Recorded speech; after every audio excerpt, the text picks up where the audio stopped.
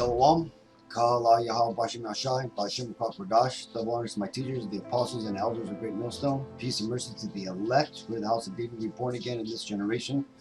And Shalom to the 130 Yasharala, who today are known as the Negroes, Latinos, and Native Indians, who before losing their true heritage were known as the Israelites of the Holy Bible. In today's lesson, we're going to talk about the term white and black, and how those are false terms that were put on us a few hundred years ago, but are now starting to be revealed as a lie. But let's read this first. This is Isaiah 25 and 27. And he will destroy in this mountain the face of the covering cast over all people, and the veil that is spread over all nations. And this right here is talking about, when it says he, it's referring to the Most High God, whose name is Yahweh, right? Which means in the Hebrew, he is, right? And what he's going to do is, when it says this mountain, it's talking about this kingdom, right? Because mountains are referred to as kingdoms or empires, I guess you could say, in the Bible, right? Just like islands are, and all this type of stuff. But what's happened in this world is that, and let's actually go to the Bible timeline for this, so we could find out when this happened. But you see, a long time ago, around, let's actually see here, around 1681, you had the term white come into existence, right? The Caucasian race, who the Bible refers to as the Edomites, who it prophesies will rule the world and have the world completely upside down at the end of the world. Well, it also talks about how they are going to hide from their truth. They're going to, and also how they're going to deceive the world. Right? And one of the deceptions that they're going to put on the world is by changing everybody's identity, including themselves. Let's go and read this. It says, in an effort to hide inequality by class, the elite segregated the people into colored groups in an effort to divide and conquer. And what does this mean? This means that before 1681, the Caucasian race were not known as white, right? The Negro, the so-called Negro race, was not known as black, right? Everybody referred to themselves in some sort of fashion where it referred to where they originated from, right? The Caucasians were known as Caucasians. That's why that term Caucasian still is around today, because not enough time has gone around to where the term Caucasian can fade away, right? This is also another reason why the term Negro, the term, has not gone away, because these devils have not had time to erase that from history. Well, I wanted to go ahead and highlight a bit of history that actually demonstrates this, right? What we're going to go ahead and read about is this young Judite girl, Sarah Rector, who basically, she was too rich to be referred to as black, so they basically referred to her as white. But let's go ahead and read this, and you're going to go ahead and see that this black and white veil that was put over our people is a total sham, right? And I just want to give thanks to the elder Malcolm from the Chicago camp for originally bringing this out and enlightening the nation of Israel to this, man, because now this has become more prevalent amongst our people, right? People are now starting to realize that this is all a lie. But let's go ahead and read this. This says, Sarah Rector, born March 3rd, 1902, and died July 22nd, 1967, was an Israelite who came from African American descent, so-called, member of the Muscogee Creek Nation, right? Best known for being the richest colored girl in the world, or the millionaire girl, a member of the race. Early life. Sarah Rector was born in 1902 near the all-black town of Taft, located in the eastern portion of Oklahoma, right? When you understand Oklahoma, you also understand that there was that there's a lot of Judites who dwelt in that state, right? You even had, that's where Black Wall Street was located, man. In what was an Indian territory. Also, the reason why you have a lot of so-called Negroes amongst the Indians is because during slavery, just like Mexico, the Indians, they took in all the runaway slaves, all the slaves who managed to get away from Esau. You know, they were able to safely dwell amongst their brothers, the Latinos and the Native Indians, right? So that's why you have so many Judites who come from Indian ancestry, right? Because those Judites are descendants of the slaves who stood up and you know, ran for their freedom, I guess you could say. She had 5 siblings. Her parents, Joseph Rector, and his wife, Rose McQueen, both born 1881, were African descendants, really it's Israelite descendants, of the Muscogee Creek Nation, Creek Indians, before the Civil War, and which became part of the Muscogee Creek Nation after the Treaty of 1866. As such, they and their descendants were listed as freemen, right? Because this right here, freeman, let's actually read this real quick. It says, a freeman or free woman is a formerly enslaved person who has been released from slavery, usually by legal means. Historically, enslaved people were freed either by manumission or emancipation. A fugitive slave is a person who escapes slavery by fleeing, right? On the Dawes Roll, by which they were entitled to land allotments under the Treaty of 1866, made by the United States with the 5 civilized tribes. Consequently, nearly 600 black children, right? And it's not black, it's Israelite children, or Muscogee freemen, minors. You see that? That's how, in the legal term, they refer to as children. Muscogee freemen minors, as they were called, were granted land allotments, and Sarah Rector was allotted 159 acres, right? 64 hectares. This was a mandatory step in the process of integration of the Indian Territory of Oklahoma Territory to form what is now the state of Oklahoma. Sarah's father, Joseph, was the son of John Rector, a Muscogee freeman. John Rector's father, Benjamin McQueen, was enslaved by Riley Grayson, who was a Muscogee Creek Indian.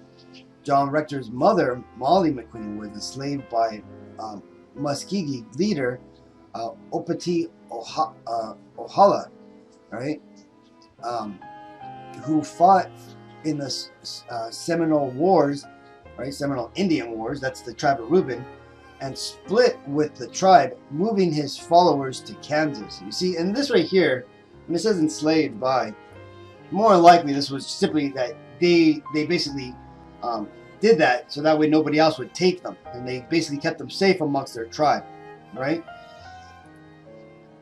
Now here's where Sarah made her money, right? And this is where the main part of the story comes from. But let's read it. It says, oil strike and wealth. The parcel allotted to Sarah Rector was located in Glenpool, 60 miles from where she and her family lived.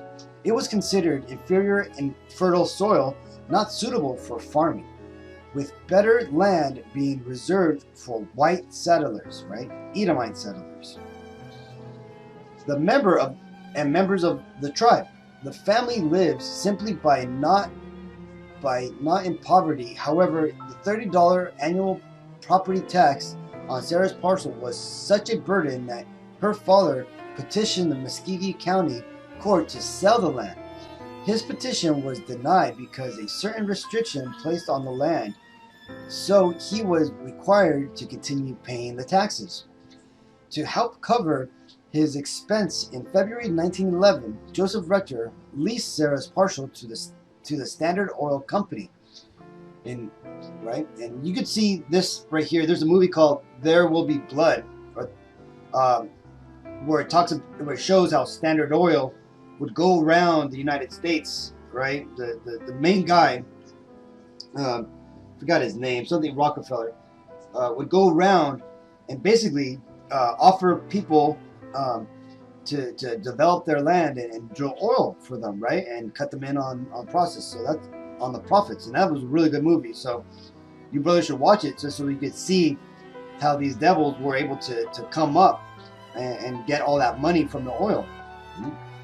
In 1913, the independent oil driller B.B. Jones drilled a well on the property, which produced a gusher that began to bring in 2,500 barrels of oil a day.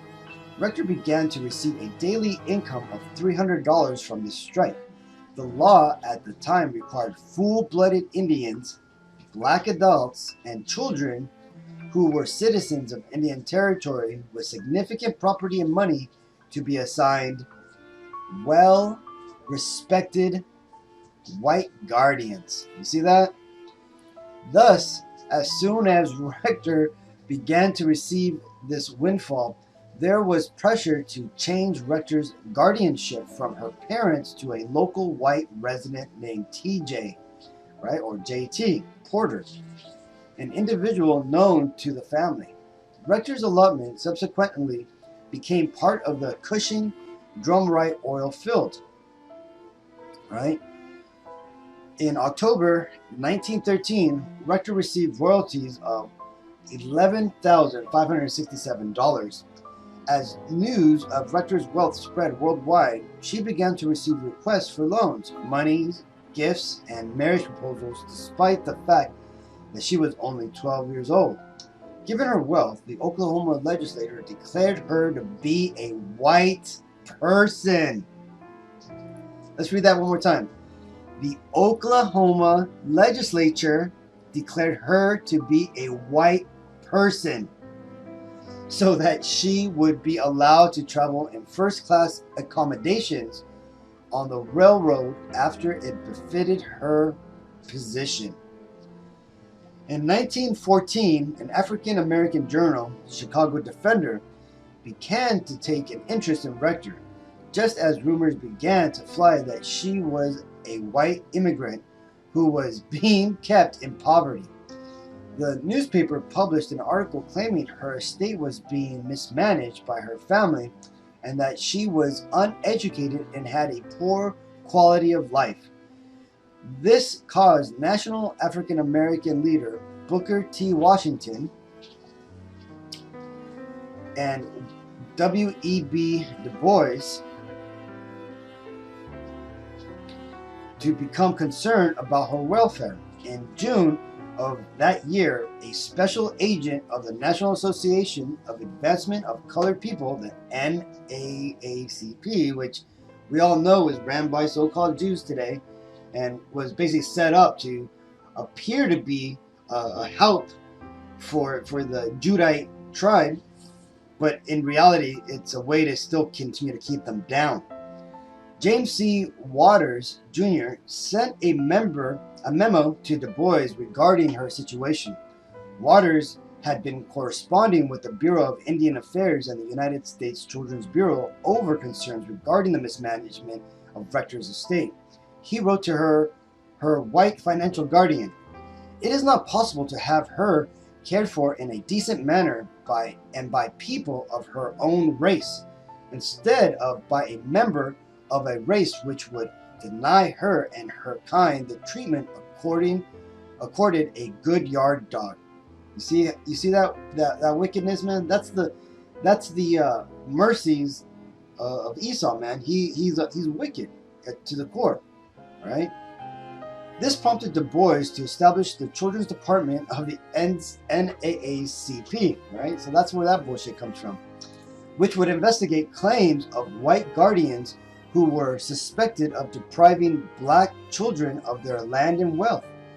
Washington also intervened to help the Rector family.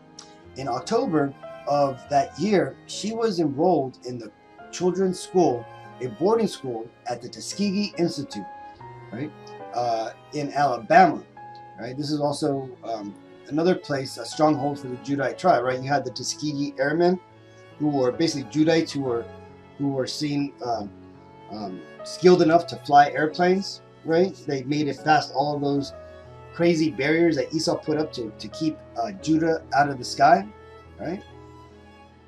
Headed by Washington, upon graduation, she attended the Institute. Rector was already a millionaire by the time she was turned 18. She owned stocks, bonds, a boarding house, businesses, and a 2,000-acre piece of prime river bottomland. At that point, she left Tuskegee and, with her entire family, moved to Kansas City, Missouri. Right? She purchased a house on 12th Street that is still there and known as the Rector House. The house has been purchased by a local nonprofit with the intention of restoration and historical and cultural preservation. Soon after moving to Kansas City, she married a local man, Kenneth Campbell. The wedding was a very private affair with only her mother and bridegroom's parental grandmother present. The couple had 3 sons before divorcing in 1930. And that comes from Remembering Sarah Rector, Creek Freed Woman, the African American genealogy blog. So you see, there's a lot of people who have fallen for the term white and black, right? A lot of people, when you ask them today, you ask them, what is their nationality? They're going to tell you black. Black's a color, my brother. That shit does not go back to any nation that's known as black, right? This is where that term black comes from, right? And this is a prime example of all that shit that we've been through and we've been called, right? Here you go. So you see, this is and for any of you brothers or sisters that want to read this, and here's her house if you want to see what it looked like, right? So, but this is a really beautiful story of how the Lord can bless an Israelite even though they are in captivity, right? Against all odds, the Lord will bless Israelites to bring them out of the poverty and also the calamities that we are in. And who knows? Sarah Rector here could have been somebody of prominence of Israel from the past who was exempt from going through what a lot of us Israelites had to go through, right? Which is why she was blessed, right? She may have done something in the past life which gave her this blessing. But again, this is why we always say, Kahala Yahweh Shem Shai, all praises to the Most High through His Son Yahweh Shai, right? Because the Lord is abundantly merciful to His people. Now, I want to read this last scripture. This is Luke 12:2.